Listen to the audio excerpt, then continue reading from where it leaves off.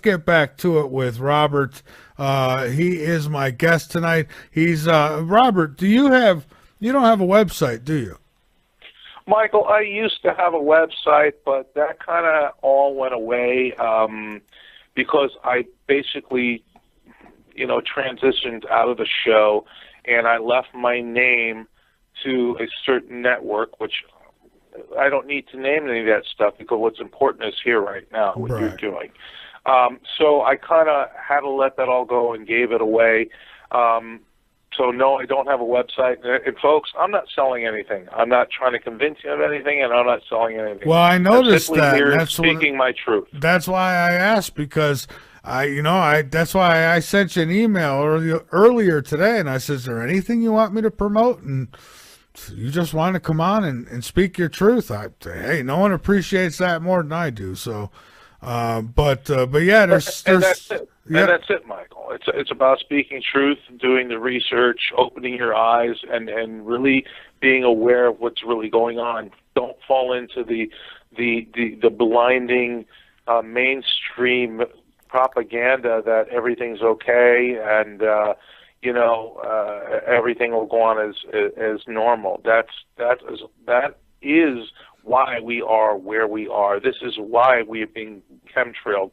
This is why none of the meteorologists will really truly tell you what's happening on the planet. This is why most scientists are shut down or shut up or killed speaking any truth of what's going on in outer space and in our inner space, because it is a complete and total manipulation. And Michael, they've had 70 years to take control of this situation, to manipulate everyone with what? What is the one thing that manipulates everybody? The money, the cash, the greenback. That's what does it. And the ones who say, no, I'm not doing it, well, they end up silenced in a different way. And we live, in my opinion, Michael, we live on a captured planet. We live on a prison planet. Well, I agree with you. Prison planet. I agree with you, Robert. And I've seen the video of the spaceships flying around by our space station out there, and how they'll turn the camera off when these things get in view.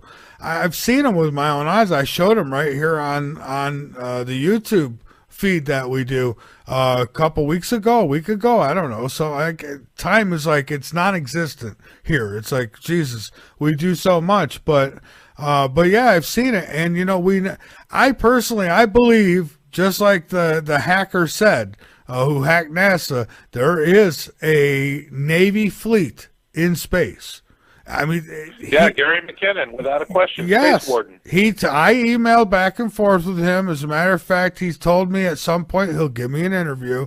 But I asked him, can I at least ask you what you found? And he told me. He says he came across documents that it talked about the Navy fleet, the space security fleet.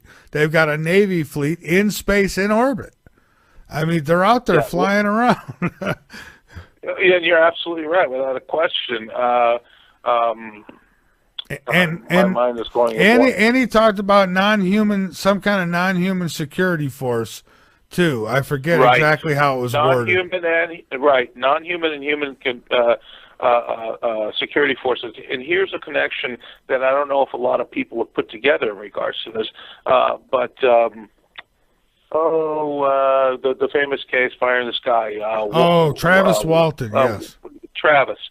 Well, probably a lot of people saw the movie, but that was a Hollywood fiction. If you listen to Travis, and I have at some of his lectures, he says what they showed the movie is a complete joke. The reality, what experience, is a lot they left out.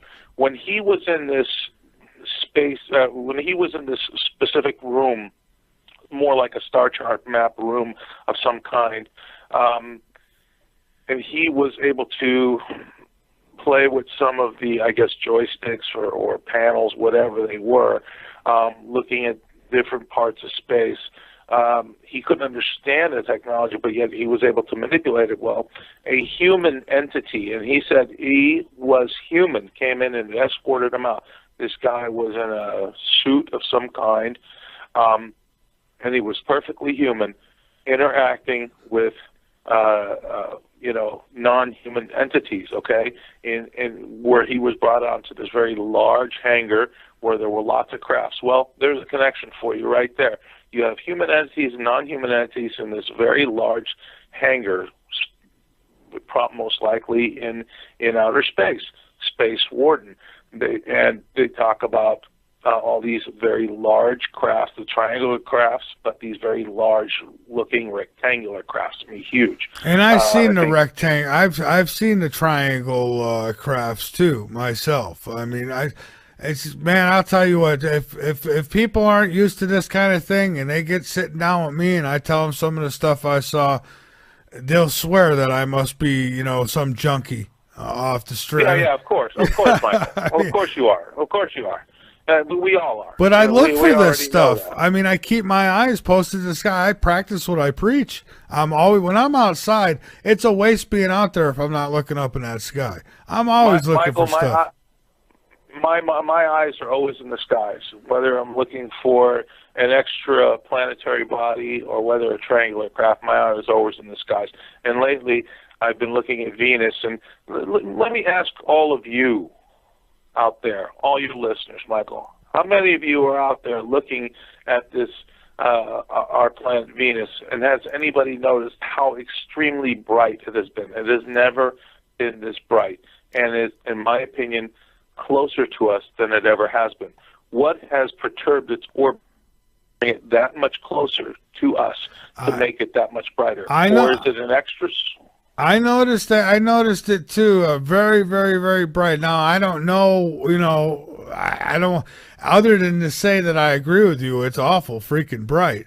I don't know. The luminosity has increased by 2 or 3-fold, Michael. And I always go with my common sense train of thought. Okay. I've been on this planet 50 years, Michael. I've never seen Venus that bright and that long in the night sky through the months and months and months, okay? So if everybody can go back and in YouTube or the Internet, even going back to the 2000s, the information's there. Has anybody ever seen our little Venus that bright? And I say no. So using my common sense, I say, well, what would cause it to be so bright? Would it be our sun? Well, they say that our sun has gone into a quiescence. In other words, that the solar maximum is over and we're entering a solar minimum. If that's the truth, the brightness has dwindled from our sun slightly, causing that little planet to be not so bright. But yet here we are looking at it. I'm staring at it right now, Michael, out my back door. I've got it open. And it's brighter than I've ever seen it in my life. It is. So what would cause that? You're right. It is awful bright. We've got a call here. We've got JB on the line with us, and we won't just abandon that. What do you think, JB? Is Venus bright? Have you noticed? JB, you there? Junk box? Well, he's on here, but we're not hearing him. I hope your phone lines are working, Michael. I know you've struggled with this for the last couple of months, and I feel bad. I mean, well, tough thing. We should be hearing them right now, but here's the thing.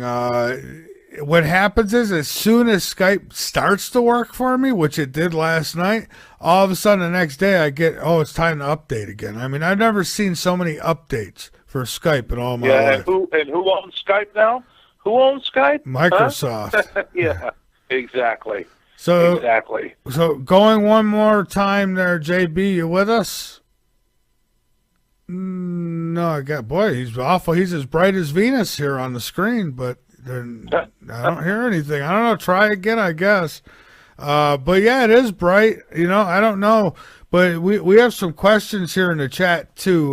Marine asks, what's the latest best predictions on Nibiru and by who? And of course, you're talking about Venus, and look at this now. I'm going to, he's calling back in, and now it's saying answering the call, we'll put active call on hold. These SOBs over at Skype, It was working fine yesterday. They make me do an update today, and now it's not working again. Now, am I a conspiracy theorist, or are they? I want to curse so bad. Are they screwing with me or not? I know, Michael. I know. I mean, come on with the horse shit. I mean, enough is enough. Well, And you're absolutely right, but this is what they do. I was dealt these blows night after night just like you are. This is all done on purpose to suppress information that they don't want the people to hear. It's as simple as that. Or for even if people call in to just disrupt the conversation in order to distract people, say, oh, well, I don't want to hear this because look what's going on. Maybe I'll catch it another time. This is what they'll use any means of suppression in order to dissuade people from participating or being attracted to any particular subject. It doesn't have to be Planet X or whatever, to dissuade them from hearing truth coming out of who? Citizens who are doing their research, not the mouthpieces of the government, paid propaganda, mainstream scientists or press or whoever, in order to tote the company line, so they can keep everybody in line, Michael. This is what it's all about, brother. yeah. It's just very frustrating for me. And then you'll go and you'll try to contact them, and of course you can't get on the phone with these schmucks. So you got to get into a chat, and you're in the chat with AI, artificial intelligence, and so you don't get anywhere. And it's and plus all the paid dissenters from the paid government, dark government entity dissenters to troll everybody's site out there. Yeah, well, I'm just one cord away from getting my my Thatch 2 connected up here so that I could start using the landline. And it's like I don't know. There's always obstacles in the way, and I shouldn't have to do that because I pay for my account with these criminals at Skype.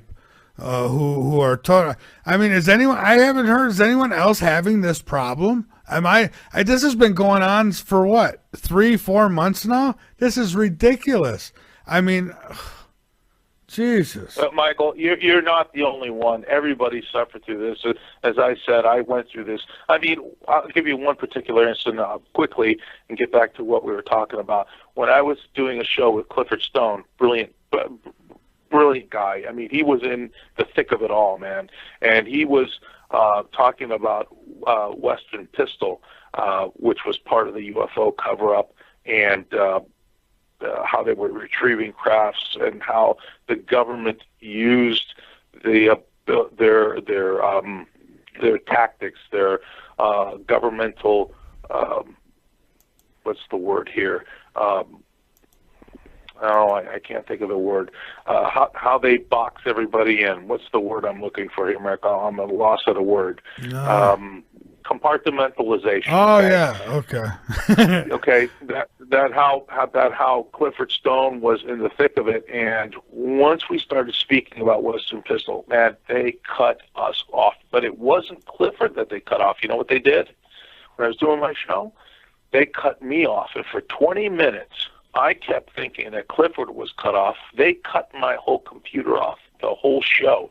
It took me 20 minutes to figure it out, get back into the show. And at the end of that show, by the way, here's this beautiful black helicopter, probably 20 minutes after the show, and everybody in my family could attest to this. This black helicopter comes floating over my house and just hovering there. And I opened the door to my studio. I'm just looking at it. Here's this thing going, and I'm just sitting here looking and waving. And the next night, I told those SOBs, I said, look, I said, you guys think you understand what's going on? You have no clue what's going on. You're being used. You're cannon fodder. I said, when this thing comes down, you think you're going to find yourself with the keys to the Golden City? I said, you're going to be left outside, just like all of us. And they're just using you. And here's the thing with stuff like Skype. Now you could tell these whatever you're speaking with, they're artificial intelligence as far as I'm concerned. But even if they're not, right? You could tell them, well, I'm going to cancel my account. And they don't care. They really don't give a damn. It's like, so what? We got what we need. You know, and Yeah, I hate to no, go. you're right. I hate to go conspiracy on it. I really don't. There's people out there who go, see, they're after me. I'm not doing that. But I'm telling you, this is just a little ridiculous. How when this has been a pattern every month. It'll start to work. There'll be a day at night when everything's finally on track, and then they give me this freaking update to do, and it destroys it again. It's like, here's another update. Everything's working. Let's screw it up for you again. Michael, quit updating it. Stop updating it. I have. Listen, I have. And then what they do is it updates on its own. I've turned off automatic updates. Ira's my technician. That man knows what he's doing. He's got in there and turned it all off. Skype themselves have gone in. They've asked for permission to go in and do my settings and set me back on Skype to a later version. They've done all that, and you know what? They say, "Oh, it won't update now." Yes, it does. It doesn't. It just automatically does it. Doesn't matter what you got turned off. I mean, it is total artificial intelligence control, and I'm not making any of this up. They just come in and do it. They turn computers on and off whenever they want to. I'll be sitting in this studio, and not this computer I broadcast on, but the other one that I get in the chat room with. It'll just come on by itself. And lately, this one that I broadcast on, I'll be Monday. I was getting ready for my show. It's about 8 o'clock. All of a sudden, it just shuts off. Just turns off, so I lose everything I was working on. It's like, how does that happen? I mean, it happens to wait until I'm at a critical moment to go on the air or whatever. It's ridiculous. They're using their programs to control your computer and probably a lot of other people's. That's probably part of the whole Google deal that's going on, where they're basically just wiping people off Google. So, if you don't have their actual website, you're not going to find them for, 10, 20 pages. It could be even worse than that. The tyranny is getting worse and worse by the day, Michael. And what you're facing is just part of it. And you know what? I think you're right. If you do the landline phones, you can bypass all this garbage, good old-fashioned solid state technology, and they can't screw with you anymore. But I feel for you, man. I know. Yeah, well, I'll get it worked out. All that happens is when this stuff happens. This is what's made me, and I'm not trying to be arrogant now, but this is what's gotten me to where I am so far, is that the attacks. And then we have to be better. We just have to upgrade things and make things even better. So we'll keep doing it. That's all. I'm certain I'm never going to give up. But about Nibiru. Marine wants to know, what's the latest best predictions on Nibiru and by who? Okay, my thought process is this. I can't specifically say by who, because everybody now is in the community is following it, okay? You've got Bill Martin channel. You've got Nibiru, Planet X 2016. You've got Steve Olson, you've got, so many people out there, whether it's they're looking at the magnetic pole shift, whether it's the physical pole shift, looking for the physical planets in the skies. I mean, there are literally tens and tens and tens of hundreds of people out there, and then other people are taking taking those videos and re-uploading it because they want that information to spread. So by who is really tough. I think it's it's a greater community of people that are all contributing together to bring this information forward to everybody. Now, from my personal point of view, because this is going back years ago with Bob Dean, and I hope you all are aware who Bob Dean is a very dear friend of mine. He's very old now. But going back those years, he had said that there's a connective story to what I'm going to say here, Michael, is that when Bob Dean made the statement, he said, look, Nibiru is going to be here in 2017, most likely September. He says you can take that to the bank. Now, why do I believe him? Because my friend Bob Dean has always been honest and true about everything he says. All the information that he's gotten from his deep, good old boys network has always panned out to be true, not to mention the fact that he is a contactee himself and has gotten that downloaded information himself. So I believed him 100%. Now, you can go back many, many years with the idea of Planet X and how it all came about. I think it was Percival Lowell with the Lowell Observatory out here in Flagstaff, Michael, who was searching for Planet X. So we're talking about over 100 years here. 117 years now, the search for Planet X. And we've all heard the same stories. I'm sure most of your audience has been on YouTube and, have seen the information from the various sources, whether non-governmental, governmental people who have worked on the idea of Planet X and the perturbations of, Saturn and Uranus, and why this has been happening. They couldn't figure out why. I think they figured that out, Michael, in the mid-1950s and 60s when they were developing the anti-gravity crafts, which they had gotten already from the ETs. See, what I try to do in my research is try to compile a bigger picture of information. Why, the ETs were here? Well, okay, they said that they were here because we had discovered atomic energy and were blowing up bombs. They say that it was causing ripples within, I guess the fabric of time, maybe. The fabric time structure, that it would affect many, many other planets. So they came here to talk to us, to reason with us. Say, hey, look, you're just getting out of your crib and you're growing up. You might want to understand what's going on, and if you do this, this is what's going to happen. And of course, as ignorant children, we want to throw a tantrum, saying, no, I have to do it my way. So we continued our stupidity down this road of destruction. And they basically laid out a course of timelines for us, that if you continue down this road, this is what's going to happen. Now, even going back much further in time, I think the great prophets had already foresaw this time. Mother Shipton with her predictions. I hope everybody's aware of what she had said. This is supposedly, okay, there's been many theories on who Mother Shipton was, but how could you be so descriptive and accurate in the, I guess, poetry that Mother Shipton put together? They were talking about exactly through the times we're living right now. Nostradamus, of course, a great and famous figure throughout history for predictions. Seems to be that he's been pretty accurate throughout the ages.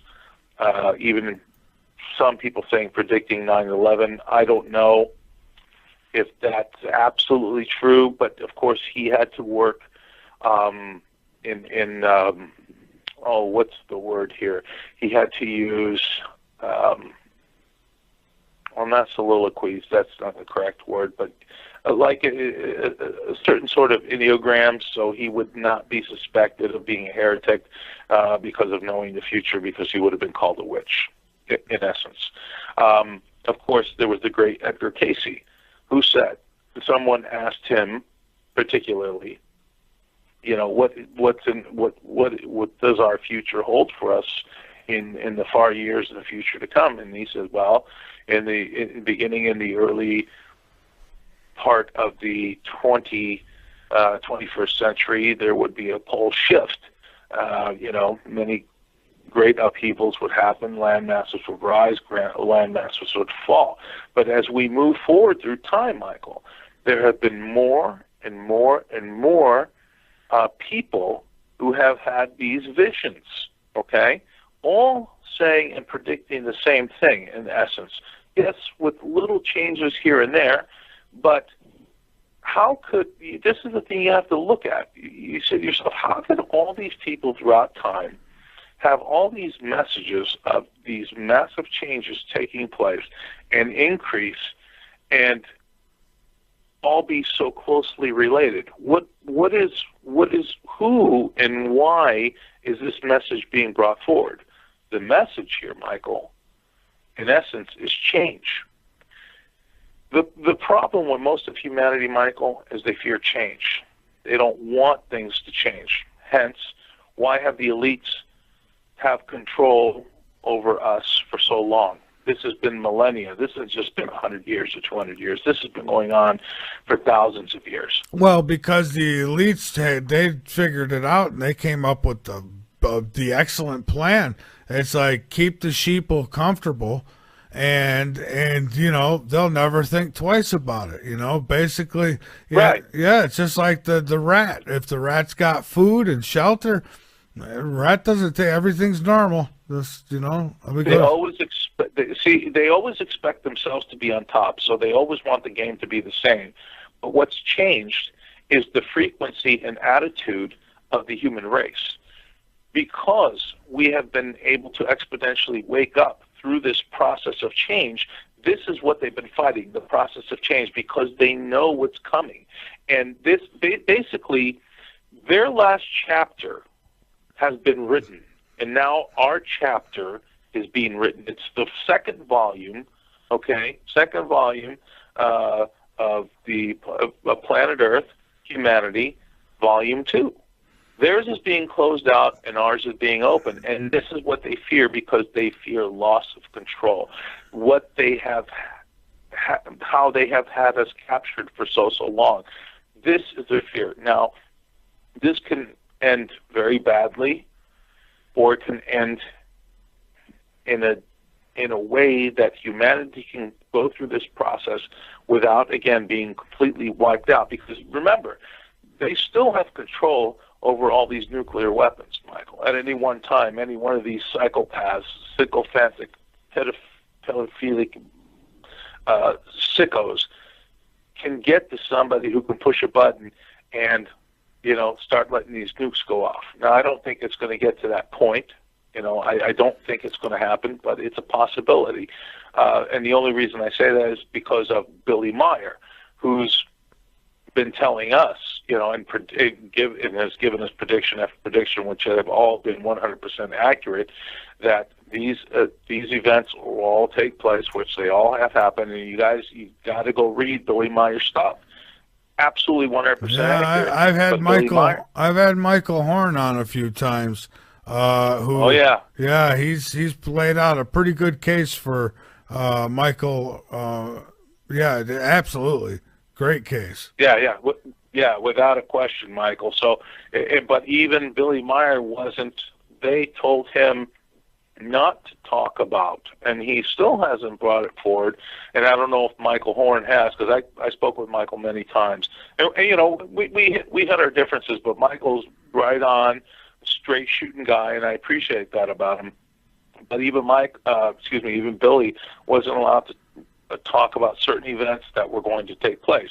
And that meaning, I believe, the binary system, Planet X, you know, we all refer to a single planet or binary system, but I think that they wanted us to face this event, you know,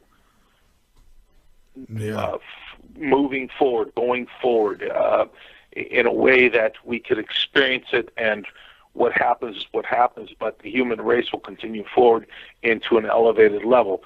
So you have so many people, many famous people, and some not so famous, you know. A lot of people I met at the UFO congresses throughout the years had the same exact experiences, others not. And here's the separating thought about this, that I think the benevolent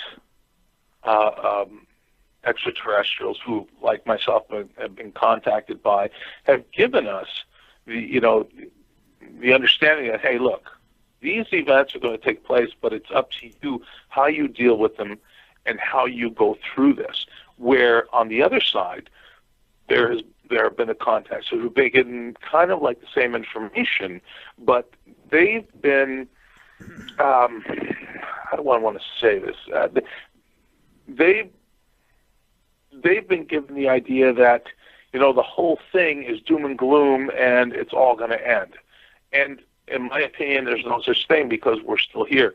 And I absolutely believe that we are a genetic product of extraterrestrials who have been here like lit the molten hell, has said many, many times. And I actually believe her because she's an excellent, excellent reporter and researcher. They've probably been here 270 million years or maybe more. Well, I think we're the original Martians myself. I think that's where we started, at least, us, maybe not our creators, but us. Right. Well, I guess there's two sides to that, Michael. I mean, it all has to start from somewhere. And Lloyd Pye, if you ever get a chance to interview him, I wish I had. I tried to get him on before he passed away, but the guy was brilliant. And it all comes down to genetics. And he talked to geneticists. He says, and he was given information by geneticists. They never revealed themselves because they would have been killed or otherwise completely destroyed through the companies they worked with, which were most likely governmental operations anyway. Says, Lloyd, he says, absolutely, we're genetically modified. We were created from two different species, period. It's a fact, in the book. Everything I bet. I'm telling you, I look at the Book of Revelations and I think, boy, that was a horrible time on Mars. And, I'll tell you, read it backwards and I don't know, you could put it together, I guess. But here's another question. Marine Share, what is, oh wait, not that one. Okay, we already did that one. Jewel asks, ask Robert if he's heard of Ascension Island. It's by Malta. I have to be honest. Is it Maureen? Jewel. Oh, Jewel, I have to be honest. No, I have not heard of Ascension Island. But you know what? I'll look into it. If she could give me a little bit more information, I'll look into it. All right. And John wants to know if is the Earth tilting? Absolutely, without a question. The wobble, this is what's happening, John. The Earth wobble has gotten more extreme, and this is one of the subjects that we needed to talk about tonight, which is very prevalent, and we're all seeing it, and we're all being affected by it. The Earth wobble is tilting, and because the Earth wobble has become more tilted in its rotation, it's waning more from side to side. The jet stream now has been pushed out of whack. The polar jet stream, which should be basically around the North Pole, the Arctic, is being pushed down. So now we are having bizarre and extreme weather happening all over the northern hemisphere. The southern Antarctic jet stream is a little more calm, yet it is being disturbed, but it's a little more calmer. Also, this also relates because you have the what's it called? John Moore talked about this as we're starting to think about it back in 2010. What's the word I'm looking for here, Michael? I'm sorry, I'm drawing a blank. It's I think I know. I think I know. You know what I'm talking about? It is the conveyor. But you're making me forget. That's right. It is the aquatic conveyor that basically moves the water throughout the planet. Goes up the Gulf Stream, the Gulf of Mexico. Yeah, the Gulf Stream. Yeah. That's what I was looking for. Sometimes I have brain farts. I'm sorry, people. I'm thinking about so many things at one time that I get ahead of myself. The Gulf Stream. I caught your brain fart. So yeah, the Gulf Stream. John says it has stopped. I don't know if it has stopped completely. I don't have confirmation of that 100%. But John may have that information. And he's, by the way, another great researcher. Of course, he's a researcher. I mean, he's a police officer, you know. I mean, he knows how to do investigations. He goes right to the sources and then questions sources, without knowing that these ones are being questioned. You know? He's a private investigator. I know that he had some time in the Navy, and I believe it was right. Navy. That's right. Yeah, and I've had him on the show a few times, and he told me years ago, oh hell, back in 2008 about 2008, he told me that the Gulf Stream had stopped, and you know. I don't know. He said it. I don't know. I've never been able to back it up completely, although I don't doubt that it slowed down. I don't know about stopping, though. Well, here's another part of that, Michael. I mean, if the conveyor has stopped, okay, the Gulf Stream has stopped, and our magnetic pole is shifting drastically, that would account for so many of the aquatic life that we are seeing washing up on shores all over the world. There would be no other question. There would be no other answer to that, simply because of this. Most all of the aquatic species and mammals have magnetite, you know, in the tip of their noses or slightly towards the forehead of the mammals, which basically guides them and gives them their migratory patterns. This has because the magnetic shift is taking place. They're losing their bearings and don't know where they're going. And you've had beaching after beaching of whales and dolphins, massive fish kills. There would be no other explanation for this. They can't find their migratory pattern, so they're washing themselves up.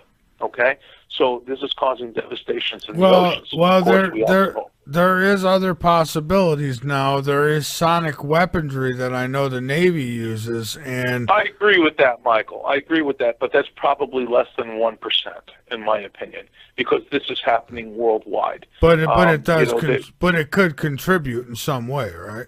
I mean, absolutely. That's why I said it's probably about 1% of a contributing factor to that, in my opinion. And then of course, you also have. Yeah, then there's the Fukushima radiation and stuff like that too. I was just going to say that. I would haul ass out of the water too.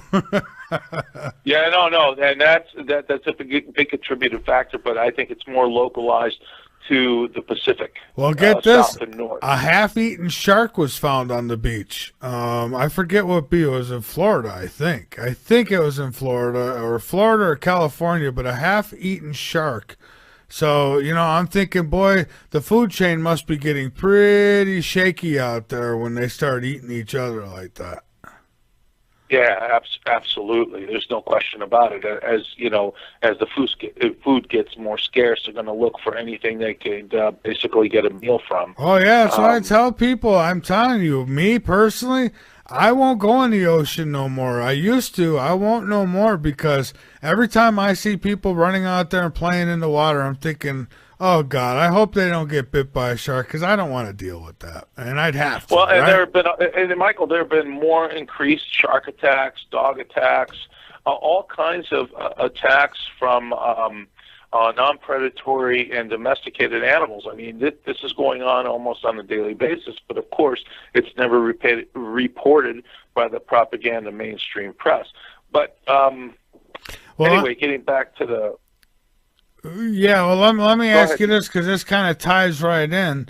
And let's see, BR1 says, can you ask your guest how the wobble of the Earth affects the weather so we can all be informed? Well, I guess the wobble of the Earth, if it is wobbling, that would affect the weather. I don't see why it wouldn't.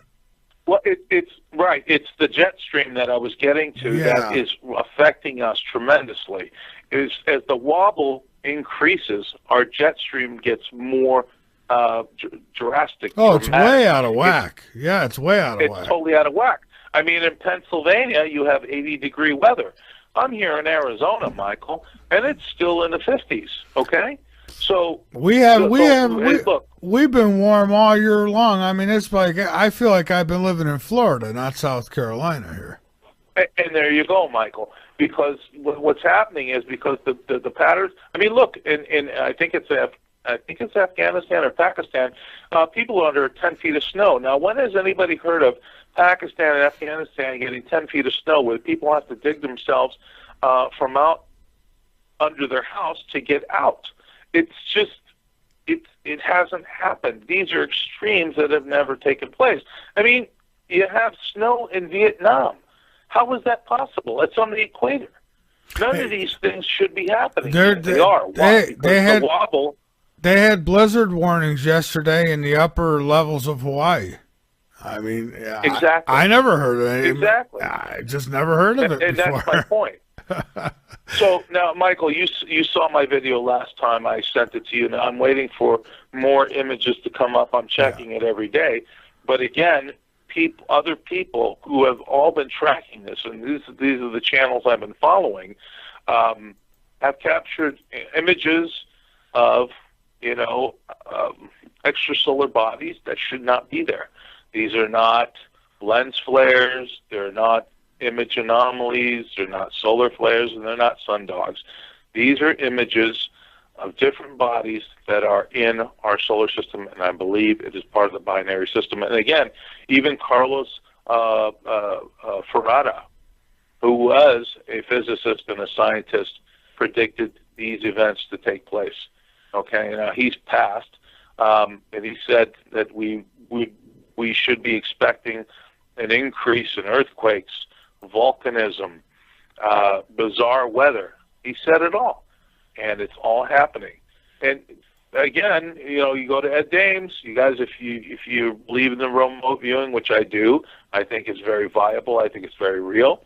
Ed Dames himself said, "Look, we're going to have this body come in front of the sun, and it's going to cause a flare, and it's going to push our atmosphere down to down to the ground.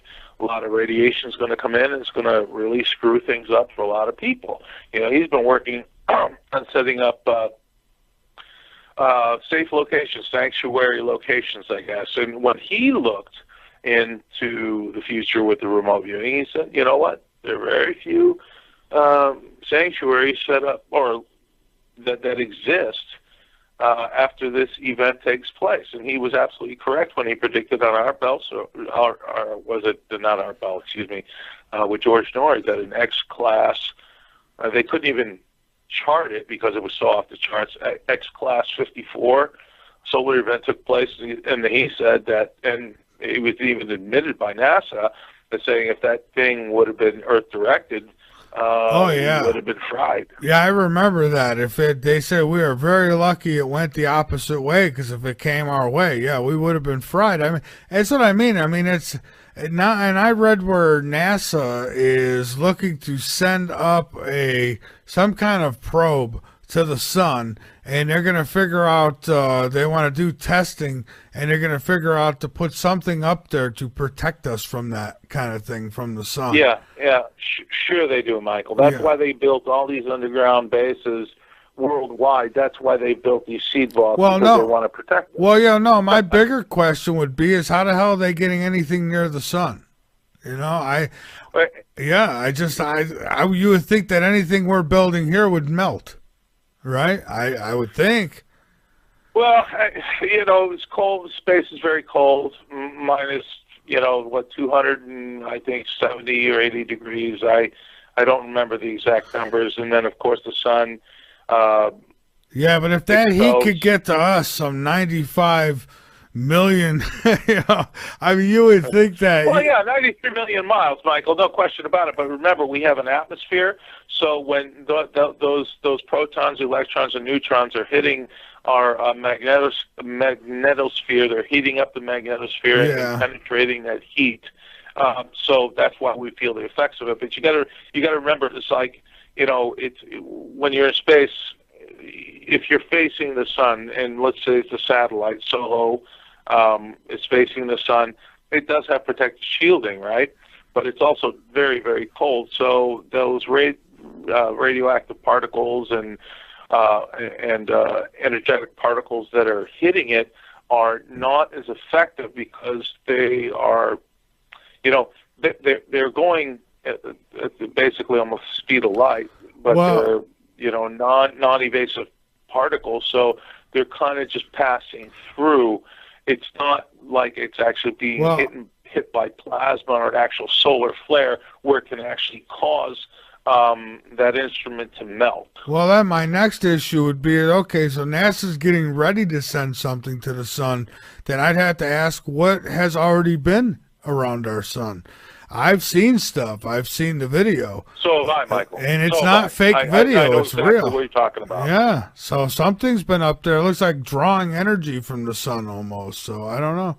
Yeah, that vortexual ball that was, basically sucking in the heliosphere of the sun, drawing it in.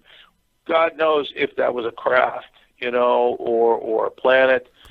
Some say the sun's a stargate, and that stuff could come and go from there. I don't know. I mean, I there's crazier things that have turned out to be true. So I'm not a stone thrower these days.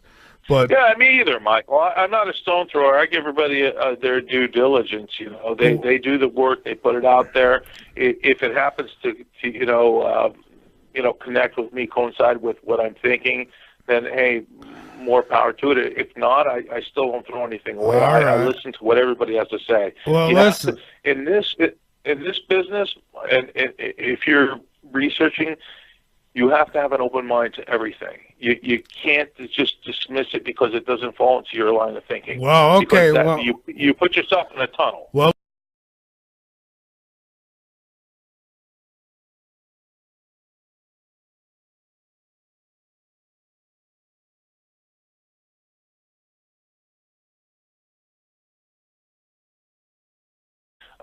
He couldn't understand the technology, but yet he was able to manipulate it well. A human entity, and he said he was human, came in and escorted him out. This guy was in a suit of some kind, and he was perfectly human, interacting with non-human entities, okay? And where he was brought onto this very large hangar where there were lots of crafts. Well, there's a connection for you right there. You have human entities and non-human entities in this very large hangar, most likely in outer space. Space Warden. They talk about all these very large crafts, the triangular crafts, but these very large-looking rectangular crafts. I mean, huge. And I've seen the rectangle. I've seen the triangle crafts too myself. I mean, man, I'll tell you what. If people aren't used to this kind of thing and they get sitting down with me and I tell them some of the stuff I saw, they'll swear that I must be, some junkie off the street. Yeah, of course, Michael. Of course you are. Of course you are. We all are. But I look for this stuff. I mean, I keep my eyes posted to the sky. I practice what I preach. When I'm outside, it's a waste being out there if I'm not looking up in that sky. I'm always looking for stuff. My eyes are always in the skies, whether I'm looking for an extra planetary body or whether a triangular craft. My eye is always in the skies.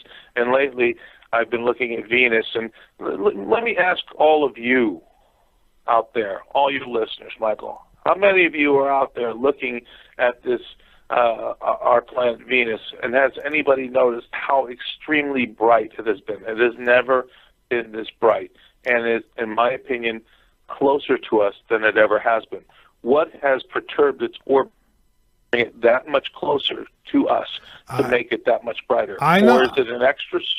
I noticed that. I noticed it too. Very, very, very bright. Now I don't know.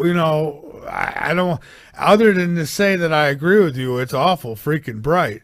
I don't know. The luminosity has increased by 2 or 3 fold, Michael. And I always go with my common sense train of thought. Okay. I've been on this planet 50 years, Michael. I've never seen Venus that bright and that long in the night sky through the months and months and months, okay? So if everybody can go back and in YouTube or the Internet, even going back to the 2000s, the information's there. Has anybody ever seen our little Venus that bright? And I say no. So using my common sense, I say, well, what would cause it to be so bright? Would it be our sun? Well, they say that our sun has gone into a quiescence. In other words, that the solar maximum is over and we're entering a solar minimum. If that's the truth, the brightness has dwindled from our sun slightly, causing that little planet to be not so bright. But yet here we are looking at it. I'm staring at it right now, Michael, out my back door.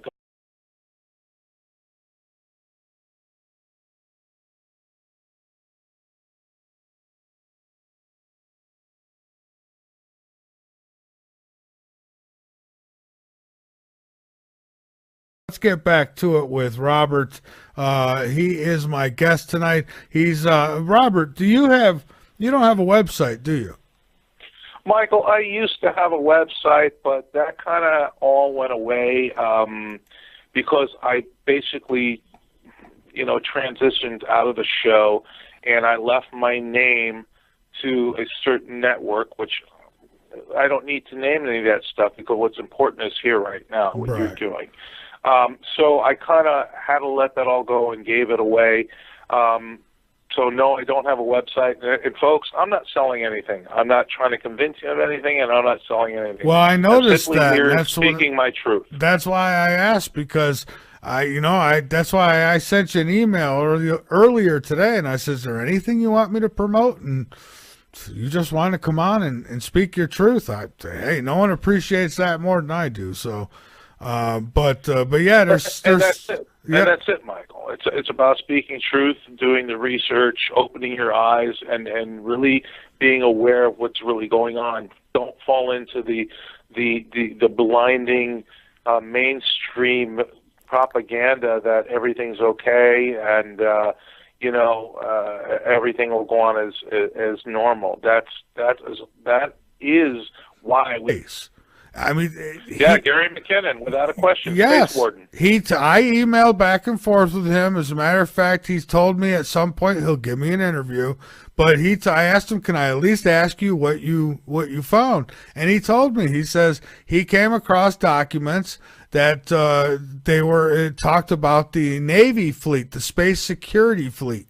They've got a Navy fleet in space in orbit. I mean, they're out there flying around. Yeah, you're absolutely right, without a question. My mind is going. And he talked about some kind of non-human security force too. I forget exactly how it was worded. Non-human and human security forces. And here's a connection that I don't know if a lot of people have put together in regards to this, the famous case, Fire in the Sky. Travis Walton, yes. Travis. Well, probably a lot of people saw the movie, but that was a Hollywood fiction. If you listen to Travis, and I have at some of his lectures, he says what they showed the movie is a complete joke. The reality, what experience, is a lot they left out. When he was in this space, when he was in this specific room, more like a star chart map room of some kind, and he was able to play with some of the, I guess, joysticks or panels, whatever they were, looking at different parts of space. We are where we are. This is why we are being chemtrailed. This is why none of the meteorologists will really truly tell you what's happening on the planet. This is why most scientists are shut down or shut up or killed speaking any truth of what's going on in outer space and in our inner space, because it is a complete and total manipulation. And Michael, they've had 70 years to take control of this situation, to manipulate everyone with what? What is the one thing that manipulates everybody? The money, the cash, the greenback. That's what does it. And the ones who say, no, I'm not doing it, well, they end up silenced in a different way. And we live, in my opinion, Michael, we live on a captured planet. We live on a prison planet. Well, I agree with you.